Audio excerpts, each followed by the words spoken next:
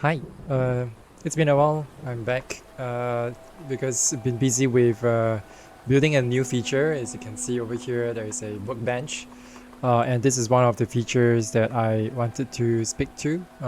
If I can also share my mirror board. Right now, based on, let me just swing this over.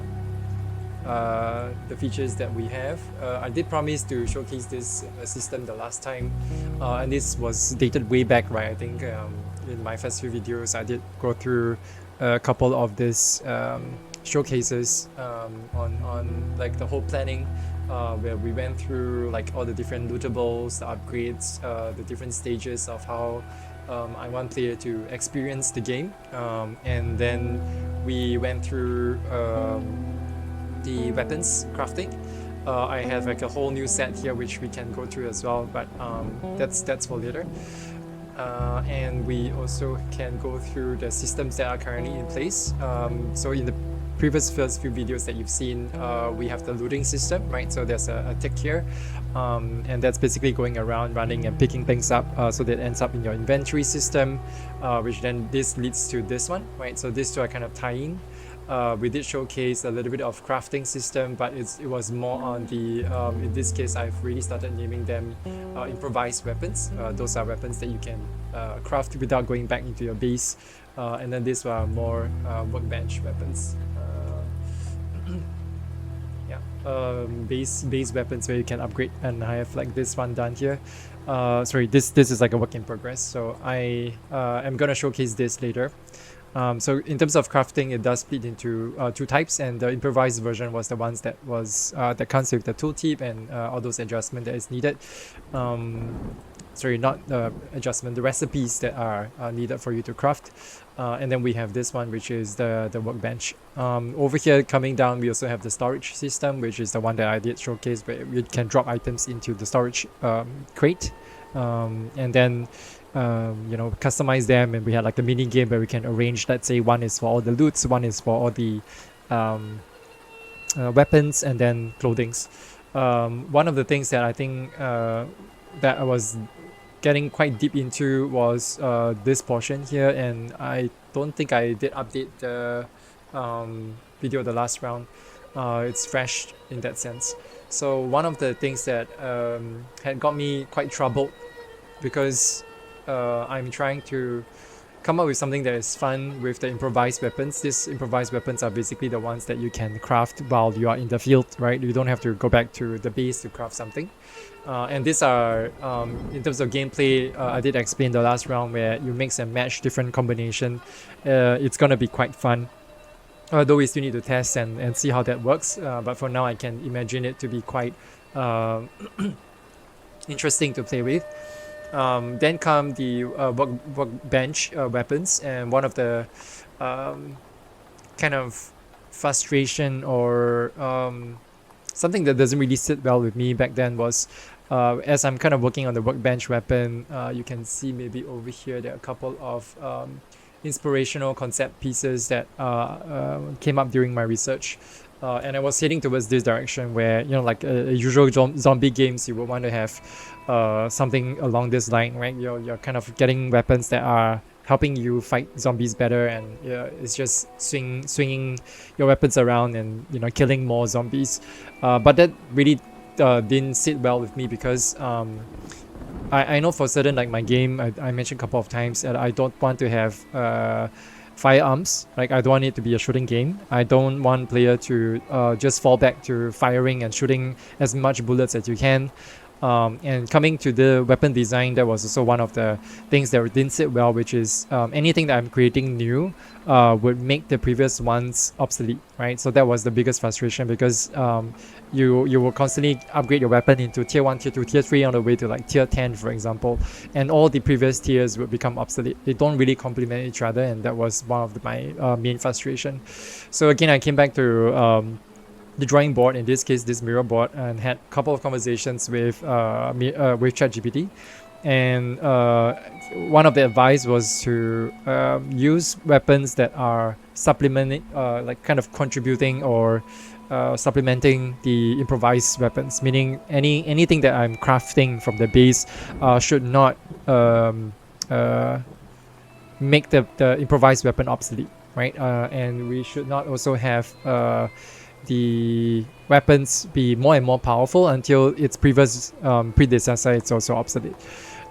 So one of the suggestions is that the crafting that you have should be helping to make the gameplay more interesting, and at the same time it is also supporting the previous improvised weapons instead of making them obsolete. So the as we change the mindset of approaching what the crafting weapons are, it no longer became a weapon. It was more about equipments. It's more about supplementing the constraints that you would face when using the improvised weapon. So one of the things were, for example, going back to the AI archetype, right?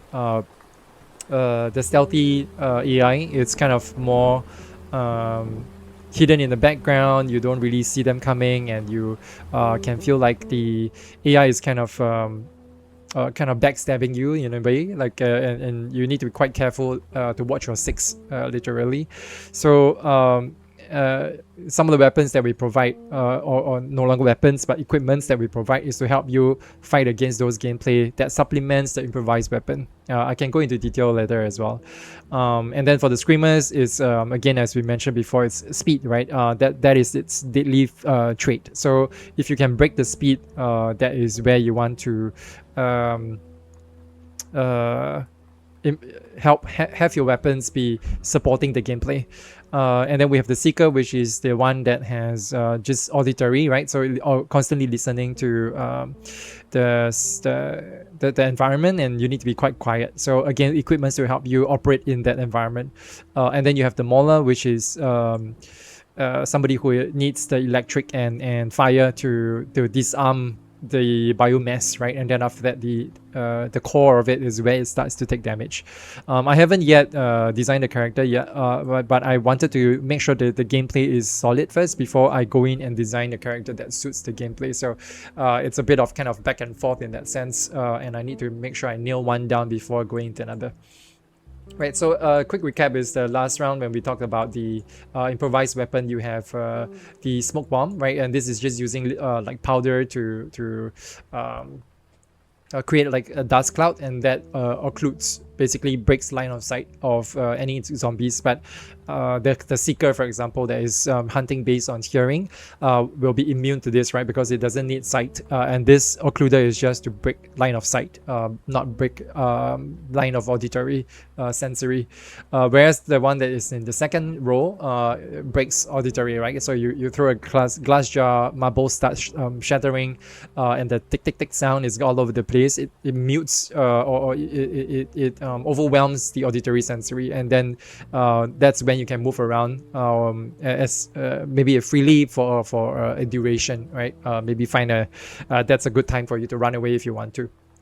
And then we have this weapon here, which by itself it's just a spark, like a makeshift equipment that gives a spark, but by itself it's not deadly, right? Because what can a spark do? But when you mix it with a jar of soap water, you throw it at a location and then throw a spark, it becomes conductive, right? And then electricity starts creating, and it's great from the mauler. It's great to paralyze some of the zombies as well, where they will take sudden effect. But if you throw this not onto the soap, which creates electricity, you now throw it onto a pool of a puddle of oil, then you create fire, right? So a mix and match of equipments will help you give different kind of elements. These are usually usual grenades. It sounds cool, but then gameplay wise, it's just you throw at something and then it explodes. But this is all based on impact, right? So once it hits a contact, it will ignite. This bomb here, it's triggered remotely, so it's through your cell phone, and you can trigger the explosion from a distance, and you can trigger it as you wish. Let's say a zombie passes by and then you hit a button and something goes off. This one is more interesting in the sense where the tripwire comes with 2 slots, as I recall, and 2 slots you can tie into different elements. So for example, this slot you could put tie a jar, an oil jar, and then this one you tie in a spark, right? This equipment here.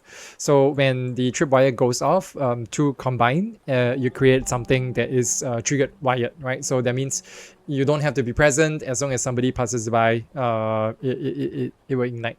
So by setting all these different traps and be quite smart in how you play, it provides quite a fair bit of gameplay opportunities. This one is like a classic Molotov, but I eventually took it out because it is kind of making the gameplay of the spark and oil a little bit kind of overriding. Like this is overriding this gameplay, and I feel like it's not. It's kind of cliche first and foremost. Second, it's also just not as fun, right? Because you don't get to mix different elements together. You just basically throw something, you get fire. So yeah, I took this out. I'm intending to change this into an explosive where you can break through walls and ceiling or floor to give you access into other levels, right? Basically because in my game there is a lot of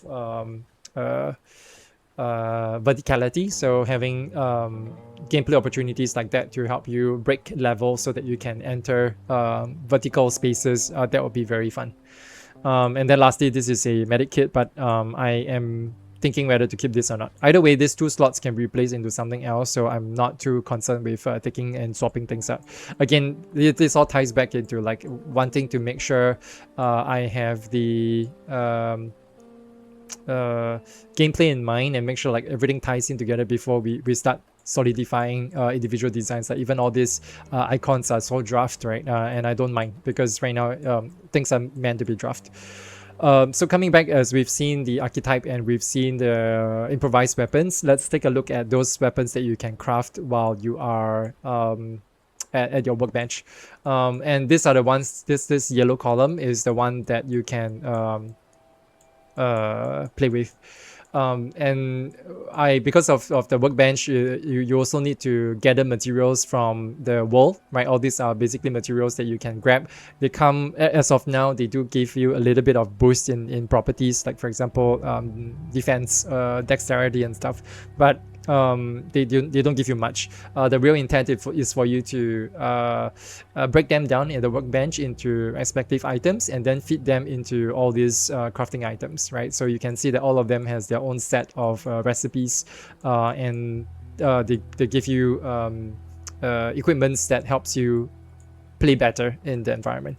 So over here, yeah, it's just again a couple of things that electronics, for example, which are commonly found in the world, will give you these items, and then you can use, for example, plastic pieces, and then you can use that to generate or to craft this kind of equipments, right? Okay, so coming back to this column, you have basically like a small medic kit, and this is to give you quick access to recovery of your health, right? So it's especially useful when you are starting off because I would imagine in very tricky situations you probably wouldn't have time to open up your inventory, load up the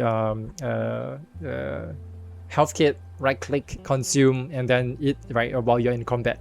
So this will give you a very quick access where you can just hit a shortcut on the keyboard or a keypad, and then you can receive the much needed recovery. This is an extension of the storage space. I think in the last video I shared that right now you have a total of 64 slots, but at the start of the game you only have 40, which is 5 rows, and then as you're acquiring light storage back like this to add into your equipment, it opens up like 5 more slots. So instead of 40 you have like 45, right? And then these are larger, like extended storage pack, which is much bigger and more for like combat uses. Now you have like all 64 slots. And then you have this one, which is additional medic kit, right? So it gives you both the storage space boost and also you get to carry more health kits, right? Meaning the ones that we were showing just now at the top maybe gives you 3 health kits that is quick access, and then you need to reload it, right? You need to open up your inventory, drag and then replace it to reload it so that you can use for the next 3 more times. But this bag will give you like 10, for example, right? So you can have quicker access to a medikit for 10 times before you need to reload it again. And then you have the storage space boost as well. And then this goes to the one of the elements that we were saying, where it needs to supplement the gameplay, right? Like improvised weapons. It's not replacing them by having something more powerful, right? It's to supplement that gameplay, and we've already went through the A archetype and also the weapons. We know that there is the Screamer, which is the daily property is speed, right? So you want to break speed, and to break speed you would be pouring oil or water or bubbles on the floor, but those elements affect you as well, right? So if you were to run over these things, you get to sleep, and you basically would sleep and fall, and that's not ideal. So by upgrading these weapons, this no longer weapons, equipments, you can basically operate in that kind of element, right? And you will see the zombie fall, but you don't, right? So that is that kind of upgrade. And then you have this one here, which is the icon is right now kind of makeshift still, so ignore that. I think I need to go through a few more iterations, but something like this, which will be a useful kind of visual language, where this show is not just anti-sleep, but it's also anti-element, in the sense where it's not afraid of electricity, it's not afraid of fire. So when you have a pool of electricity or a pool of fire, you can walk and stay in it, right? But of course with a duration. And then you have this one, which is a thermal detector. One of the few things that was very interesting and came up from my brainstorming. And then subsequently, I was speaking to ChatGPT to bounce and see if there is anything we could improve on, or reaffirms that the idea was great against the community's sentiments, right? That was the most important of using ChatGPT. But the idea itself came from me, which is the thermal goggle. The thermal detector in this case gives you some kind of vision. Let's see if I have something like that, right? So the kind of makeshift goggle does give you kind of like a blurry image. It gives you like a heat map of something that is around the area, but you don't really know what it is. You can't make do of what is the zombie archetype, but you can tell that there is something there. And these are very good for the crawlers, right? The ones that are more sneaky. Once you put on this goggle, you can basically see them, but you, as you mentioned, you don't really know where they are, or you don't really know who they are, which type of zombies they are. And then come the kind of thermal goggle, which is more military grade. You get to see clearer silhouettes, right? And you're able to identify not just the geolocation, but you're able to tell what it is, right? And these equipments don't come by free. They are not kind of just going around looting to find and locate them and retrieve them, but they are accessible only through trading, right? So you need to engage in the quests, right? And that's basically the ones that we've mentioned here, where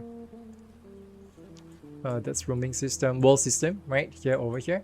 So then you will get to earn certain blueprints, right? And then you also get certain equipments when you are in the world event, right? So rescue missions, courier services to help transfer equipments, or to transfer humans, right, across your district, that will help earn access to other resources that are beyond your own faction.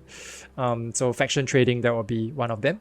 Yeah, so coming back to this, basically you are able to see things, but you are not able to identify. You can only roughly tell what the things are based on heat map. And then these are much clearer items. So you have the optics, right? Military optics, and that needs to be something that you acquire through trader, and then the rest will be through deconstructing all the items that are here, right? So once you learn the system, as we are mentioning in step 2, this is part of learning the system here, right? This is learning the system. So as you're kind of exploring more and more, you realize, oh shit, like there's all these things that I could deconstruct, and all these things that I'm looting in the world means I can do something. Starting to draw that relation downstream so that you can build your own gameplay opportunities. Right, and then we have this face mask, but a makeshift one, inspired by real world improvised equipment, and this will be helpful for certain areas where there are infectious particles. That's name it as that for now, but basically that will give you immunity for a certain amount of time, but it is still a makeshift gas mask after all. So there is a certain duration before it runs out, and then you have to rebuild a new one again. So you likely would like to bring a few of this, right? So again, the crafting materials are listed here, and then as one is damaged or destroyed beyond its used, you want to replace a new one.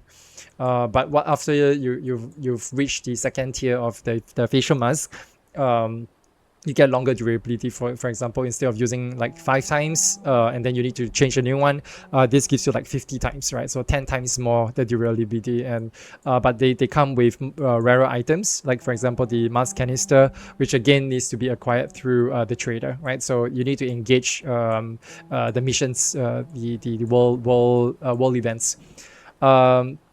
These two are somewhat similar to the thermal goggle, the thermal detector, but this one gives you a location. You can hear, like for example, mine sweeping. So you hear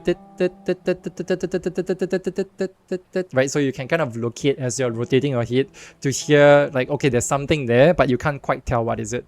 Compared to this, right? So this is like a amplifier microphone that is listening to its whole surrounding, and you can put on a headset, right? So this is a full equipment, and once you've acquired that, once you equip yourself with that, you can hear not just the location, you can also tell what you are hearing, right? So same thing with the eyesight. This is for auditory, but same thing as well. As you're doing an upgrade, this is something you can build with normal materials that you found, but they get destroyed or they get worn after a while, right? So you need to replace them, let's say every 10 times instead of this one, which is every 50 times kind of thing, or every 100 times. So each time when you're running out, or each time you go through a trader, you want to look out for rarer items like this so that you can purchase it or trade it with other things that it's asking for, the trader is asking for, and then acquire this as like your backup storage, right? So when you need it, you don't need to go to a trader anymore. You already have like a storage of it. And these are the fire resistance or heat resistance coat, which allows you to walk in fire or stay in fire for a period of time, right? And then the next upgrade is something that is permanent, so you can stay in fire forever, right? And when you throw in like a Molotov, or I mean that oil with fire, fighting, let's say, any zombies out there, you also need to be quite careful that you're creating a spatial denial for yourself. But once you equip all this, now this denial no longer applies to you. You can just walk right through or stay in it, right? And fight while the zombie are kind of all fighting for its life. Yeah, so this is what it meant by having respective improvised, crafting weapons or crafting equipments, and the workbench that supplements the weapons that you can improvise while you are in the field, right? So again, they have their own set of crafting items, and this one has their own set of crafting items. So with this and much more context of what I'm building and how the crafting table comes into play, let's go back to the one in Unreal, which is this crafting table, right? So now when you look at this, it's no longer just a 3D mesh. You see the whole gameplay that is tight behind it. And what I have been busy with all this while is this feature that has been not easy to build, and there were lots of conversations with AI to draft out a design document of what I need from this workbench, and there are much more details, but I probably wouldn't want to bore you with it. But there is a very specific way I want the workbench to work, and working with the AI would help elaborate all this technical steps to achieve the creative vision, right? So that's where the creative and the technical realm combines. But let's not talk too much. I'm gonna come in and show you, right? As we've showcased, like picking things up, and then the storage space, we have the same thing over here as well. As you're approaching this, a E icon comes up, which means you can interact with the workbench, and then you have this set of UI. The UI is not even close to final. It's just really placeholder to make sure functionality is in, test it, play it, make sure it's fun. Then we build the visuals, right? As I mentioned in the very first few videos. Okay, so for example, this one, it's to deconstruct, right? So for example, as I've shown just now in this board here, there's a couple of items here that you can deconstruct, right? And that will give you these items here. Furthermore, you need to know what you need, right? So in this case, it's, let's say if we want to build a quick access med kit, is this item here, right? So I can pull this out, drop this back in. So this is one of the features that I have been talking to AI for. Let me just duck my head here so you can see this here.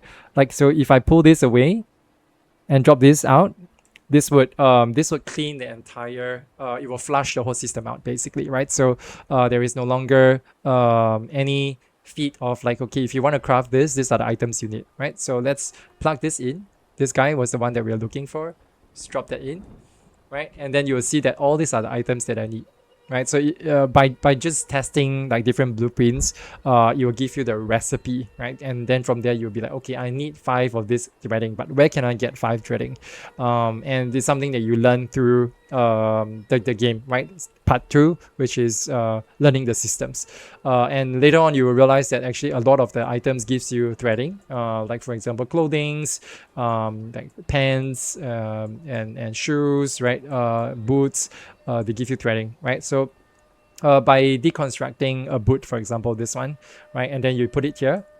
I can't do it now because the systems are not flush. Let's pull this out because all these items has already been created or deconstructed. Now let's pull in the boot, and when I put this in, it's going to show you like you're going to get all this item, right? So if I don't want, let's put in another one, it will show you that you're going to get all this, right? Let's say if I put in a kind of army pants, these are the ones that I get. I see threading 15, right? And this is like 5. I do have sufficient ones, so if I just drop this in, you can see that there's like the total of 18, right?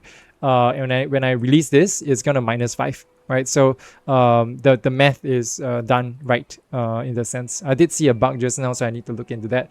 But yeah, this is basically one of the criteria where you can just drop this in, and then you'll fill up the slot. Let me see if I can. I'm really seeing a bug here because it's supposed to load up the threading. I'm losing threading here, but there is no input here. But anyways, let's continue the demo. So I'm gonna put this here. I'm gonna deconstruct holding this, and once it's done, you get all the items out, right? And you can start stacking it. So 9, yeah, it becomes this much, and then some shoelaces, right? So this inventory system is so important at the start because now you can see that it carries almost a lot of things, right? It carries the improvised weapons, it carries all the crafting materials that you need to deconstruct and then construct from there. It carries the blueprints, it carries consumables, right? These ones which will help you recover your health, and all those are basically things that are needed, which is why the inventory system was built first.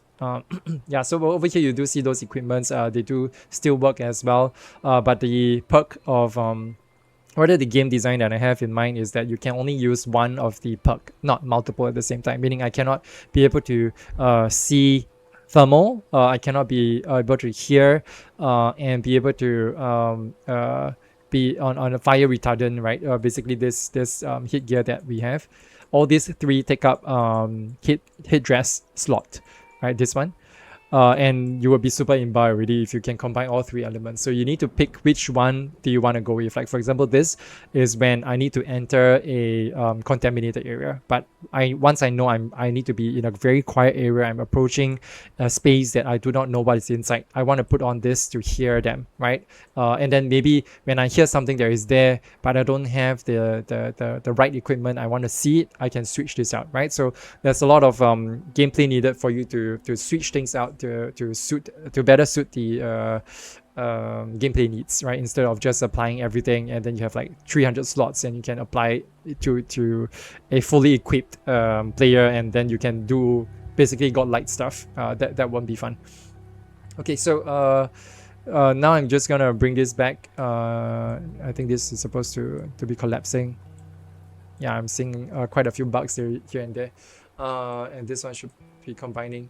Anyways, so yeah, it's supposed to be something that you can pull out, and then if you put it back in again, once you load out all the items, you can hit construct, and it will convert this into a physical item, which is this bag, right? And then once you have it in this one, I will have another slot called the bag slot, right? So you can basically add in bags to increase your storage space. So this is the one that I was mentioning. You originally had 5 rows, and then once you load in the bags, it'll give you like another row, and then you load in the other one, it gives you like all three rows, right? So you get more storage space in that sense. Yeah, so part of the specification I have is also that you need to be able to transfer from both the inventory like that, or back to here and then back here again, right? And then once it's crafted, you need to take things out, but you cannot put them back in. For example, this, you can't put it back in because you can only flush things out and not be adding things back in. This is not a storage space. It is a deconstruction space. So yeah, this is the workbench. Has been really quite buggy, and a lot of things that I'm trying to manage is all inside this one single workbench system, but it's pretty complex.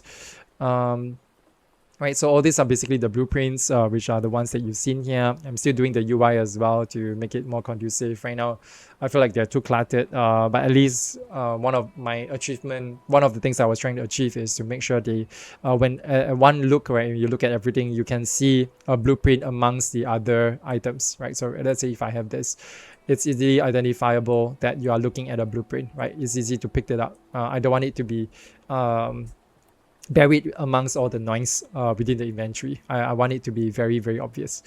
So that's one of the criteria for my own design. Yeah, so everything else are still something that could be explored. But I also want to kind of talk about this table here, because there is one of the things that we were doing, we meaning EI and I, was to refactor one of the systems, which is previously, I think the inventory system, I think in previous video I did go through as well.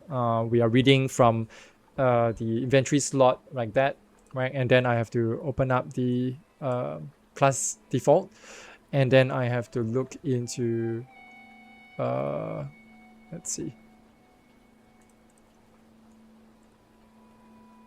icon maps, right? And then I have to load in all the items here, and I have to keep repeating this same step at every slot, right? Like I have an inventory slot, equipment slot, crafting slot, storage slot, workbench slot, right? I need to do this same thing for the slot to recognize all of this. And meaning if I were to add the 48th item, I have to add it to all 4 locations, and that wasn't something that was conducive.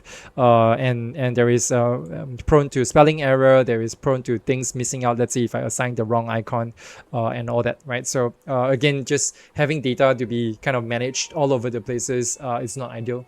So one of the refactoring that I'm doing was to centralize all the information into a single table, and this is a data table. And over here, it documents all the items that we need. All 133 items that you will find in the world, and each of them has like their own ID, right? And each of them carries their property. So for example, over here there's like all these different tags, right? So it says that it's a rain suit, so that the crafting system know what are the items that you can get from a rain suit. Is it a loot? Can you get it from the wall? Yes. Is it something that you can put into the deconstruct input, right? So with the deconstruct input is basically the UI that was at the top left. And then is it something that you can equip at the top, right? Or the headdress, or the pants, or the boots, right? And this will tell the system, basically verifying the text. You can know where it should go or where it can go. One of the things that I'm also building in this table is to identify where things can be located in the world, right? So when we go into a HDB flat, for example, which is our housing block department, our housing block, the apartment that we lived in, there are multiple rooms and each of them has their own purpose, right? So you have the living room, which is the first room that you would see when you enter, and then you have the dining room, you have all the different rooms, bedroom, storeroom, kitchen, drawing yard, toilet, right? So study room, and each item, stylistically, creatively speaking, I would want them to be found in certain areas. For example, t-shirts, you'll find them in the drying yard, or you will find them in the bedroom, for example, right? So then I can come into here, add in a new tag, and then say this is something you can find in the drying yard, right? So then it will appear that this is a bedroom and drying yard spawning location. So you will find these items in those locations, and basically that gives me a procedural method to spawn items, but not have things be randomly spawned so that they don't really make sense. For example, in a bedroom you find a wrench, right, that feels out of place. Maybe a storeroom, yes. Maybe kitchen, maybe, right? So you might want to kind of control that in that sense, right? So over here what I can do is I can do a copy, and then I'll come in here, I'll do a shift click, right? And that transfers all the information down to all these clothings that will be found in the dryer. Right, so let me just finish this one. 3 more to go. Right, and then maybe the military items can also be found. Like these are just clothings, right? So I can again add and then add it to a drying yard. I'll copy this and then I'll start pasting this down. Right, so basically it's just data management, and then have them be all in a single location, and all these are enums, right? So that means I can go back to edit the drop down list and add new items in there and be able to tag them accordingly. Over here I also do have the description, which eventually will be also a tooltip, inventory tooltip, right? So you can kind of mouse over, you see like a larger splash screen, and you'll be able to see the thumbnail a bit clearer with a write-up of like, what is this for, is this a crafting item, and they're just getting a little bit of a better sense of what the item is, instead of just random loots and you don't really know whether you should keep it or throw it away, right? You can make judgment call, informed decisions as you go. And then each of them has their own set of booleans, but more importantly is that the icons are now tied into each individual. So if I move this up and down, you can see that the thumbnail is changing. Right, so that means I'm able to gather or extract information from this table instead of having to populate them in all the respective slots, right? Like for example this one, like I don't have to do this same thing multiple times. I just can update, let's say if I add a new item, I will just have to add it at the bottom here. I can rearrange this row as well, just kind of gather them all together so that the same category falls together. Yeah, so yeah, this is the data table, and that was one of the refactoring, which is why I did not have much update video recently, because there's just a lot to cover.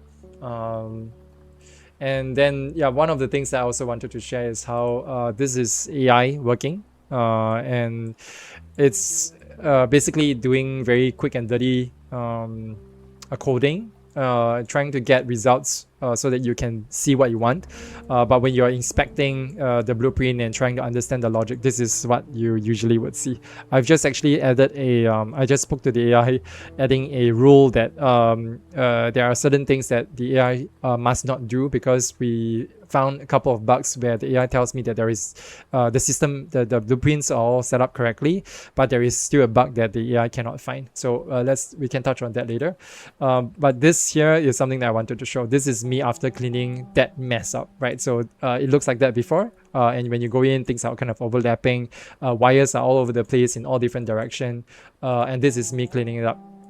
Right, and I'm adding logic, I'm putting like tags so that when I come back again, I can understand what I'm looking at, right? I'm reading the boolean, I'm placing them. You don't see wires kind of going up and down, crossing, and they're all nicely arranged, and this is the ideal, right? Not this. So again, AI is fantastic, amazing, but at the same time, yeah, it's just really quite difficult to work with sometimes. Okay, so coming back to the mirror board, I wanted to show very quickly the AI mess that was happening. These are very common, so you look at something like that, this is not that bad, and then you have something like this. This was before I cleaned up. right? This was the on drop for the inventory slot, right? This was the version that looks like before this.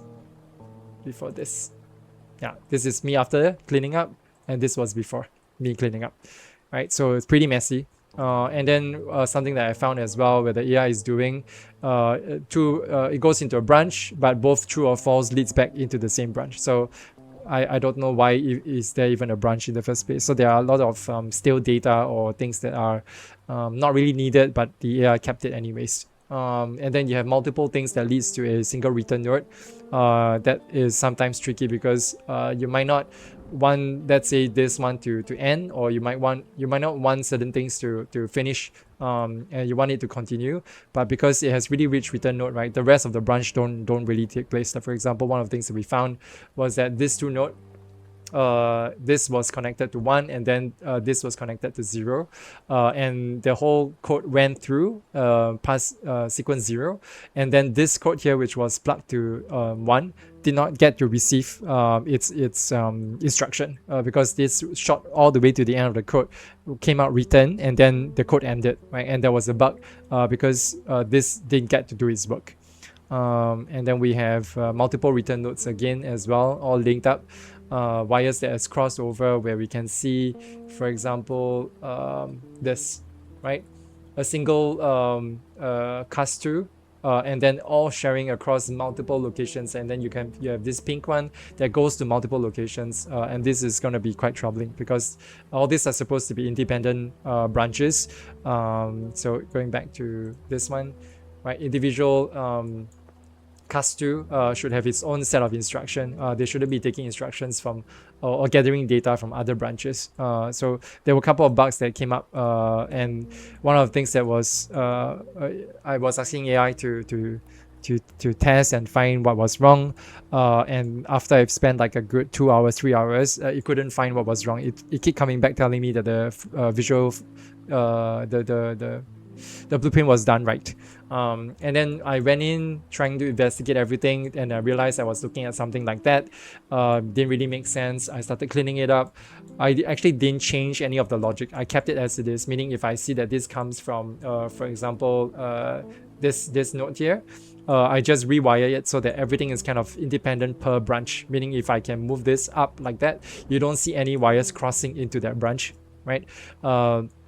And all I did was just cleaning up, right? And then after I cleaned up everything until the current state, the code works. There was no bug anymore, right? So that basically informs that the sharing of data that is crisscrossing across different branches was the problem. And I didn't change any logic. That was it. And I was able to solve it.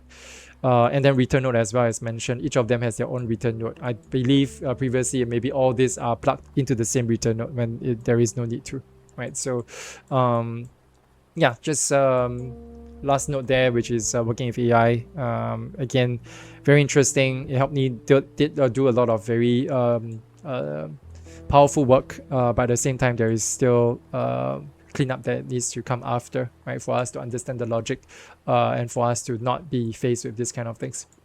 And that's one of the one of the many rules that I've set, which is the return node, no sharing of data across branches, and making sure that they don't overlap. If the AI can, spread them out so that they're all nicely arranged like that. Yeah, and we'll see. I'll keep you posted. For now, we've reached 43 minutes, so pretty long one. Thanks for staying. I'll keep you guys posted on the next update. See ya. Bye.